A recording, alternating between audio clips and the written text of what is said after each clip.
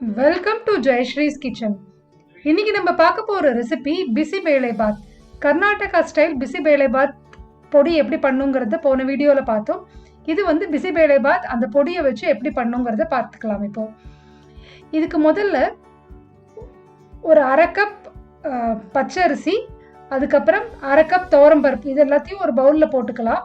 இதை வந்து நல்லா வாஷ் பண்ணிவிட்டு ஒரு 3 கப் தண்ணியை விட்டு 4லேருந்து 5 விசில் ப்ரெஷர் குக்கரில் வந்து குக் பண்ணிவிட்டு இதை வந்து நல்லா நம்ம வந்து ஒரு கரண்டியோட பின்னாடி சைடை வச்சு நல்லா மேஷ் பண்ணி விட்டுடலாம். இது இப்படி நல்லா மேஷ் பண்ணிவிட்டு இதை வந்து நம்ம தனியாக எடுத்து வச்சுக்கலாம். பச்சரிசியே போட்டுக்கோங்க, அப்போ தான் இது வந்து நல்லா குழஞ்சு நல்லா வரும். இதுக்கப்புறமா ஒரு எலுமிச்சம்பழம் அளவுக்கு புளியை வந்து வெந்நீரில் ஒரு 10 நிமிஷம் சோக் பண்ணிவிட்டு அதுலேருந்து 2 கப் புளி தண்ணியை வந்து நம்ம எடுத்து தனியாக வச்சுக்கலாம். ஒரு அடி கனமான பாத்திரத்தில் 3 டேபிள் ஸ்பூன் நல்லெண்ணெய் சேர்த்துட்டு அதில் அரை டீஸ்பூன் கடுகு, கருவேப்பிலை எல்லாம் வந்து கிள்ளி போட்டுக்கோங்க. அப்புறம் 2 பிஞ்ச் பெருங்காயம், இது எல்லாத்தையும் சேர்த்துட்டு இப்போது கடுகு நல்லா நம்மளுக்கு வெடிக்கும் போது ஒரு கை அளவுக்கு நல்லா நம்ம வேர்க்கடலை போட்டுக்கலாம். உங்களுக்கு இன்னும் கொஞ்சம் நல்லா பிடிக்கும்னா ஒரு 1/4 கப்பு வேர்க்கடலை கூட இதோட சேர்த்துக்கலாம். பச்சை வேர்க்கடலை நான் வந்து சேர்த்துட்ருக்கேன். இதை வந்து நல்லா நம்ம வறுத்துக்கலாம் அந்த வேர்க்கடலையை. இதில் அரை கப்பு சின்ன வெங்காயத்தை நல்லா ஸ்லைஸ் பண்ணிவிட்டு இதில் சேர்த்துருக்கேன். சின்ன வெங்காயம் தான் எப்போவுமே பிசிபெலேபாத்துக்கு நல்ல வாசனையாக இருக்கும். நீங்கள் முழுசாக போடுறதா இருந்தால் கூட முழுசாக கூட இதில் சாம்பாருக்குலாம் நம்ம போடுற மாதிரி முழுசாக கூட போடலாம். நான் வந்து ஸ்லைஸ் பண்ணி போட்டிருக்கேன். இதில் வந்து தேவையான அளவுக்கு கொஞ்சமாக இதில் உப்பு சேர்த்துட்டு, இந்த வெங்காயத்துக்கு தேவையான அளவுக்கு உப்பு சேர்த்துட்டு நல்லா வந்து நம்ம வதக்கிக்கலாம்.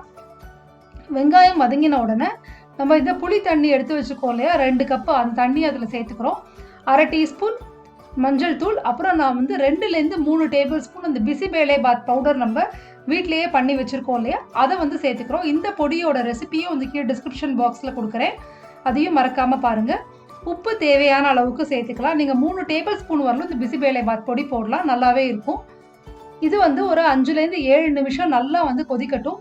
நீங்கள் காய்கறி போட்டுக்கிறதா இருந்தீங்கன்னா இந்த வெங்காயம் வதங்கின உடனே அதோடையே போட்டுக்கலாம். கேரட்டு, பீன்ஸு, பட்டாணி, அந்த மாதிரி உருளைக்கிழங்கு, இந்த காயெல்லாம் கூட நீங்கள் வந்து சேர்த்துக்கலாம். இதில் சௌச்சோ கூட போட்டுக்கலாம், நல்லாவே இருக்கும். ஸோ அப்படி காய் போட்டுக்கிறச்ச காய் வதங்குற வரலும் இதை வந்து நல்லா நீங்கள் கொதிக்க வச்சுக்கலாம். காய் போடும்போது இன்னொரு அரை கப் தண்ணியும் சேர்த்து விட்டுக்கோங்க இதில். ஸோ இப்போ இது வந்து நல்லா கொதிச்சிடுச்சு, கொஞ்சம் சுருங்கியும் போயிடுச்சு தண்ணியோட அளவு.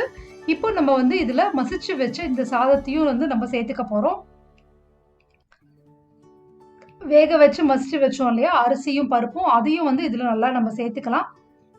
சேர்த்துட்டு இதை நல்லா வந்து மிக்ஸ் பண்ணிக்கணும். மிக்ஸ் பண்ணும்போது உங்களுக்கு வந்து கன்சிஸ்டன்சி வந்து நல்லா வந்து தளர வரணும்.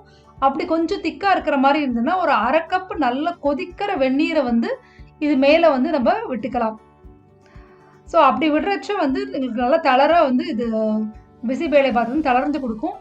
ரொம்ப நிறைய தண்ணி விட்டுடாதீங்க, அப்புறம் வந்து ரைஸ் ரொம்ப பிளாண்ட் ஆகிடும். ஏன்னா நம்மளோட மசாலாலாம் போட்டிருக்கோம் இல்லையா, அப்புறம் ரொம்ப பிளாண்ட் ஆகிடும். ஸோ அரை கப் வரலும் தண்ணி வந்து நம்ம இதில் வந்து சேர்த்துக்கலாம். இப்போ இது நல்லா மிக்ஸ் பண்ணியாச்சு, அவ்வளோதான், நம்மளுக்கு இது ரெடி ஆகிடுது.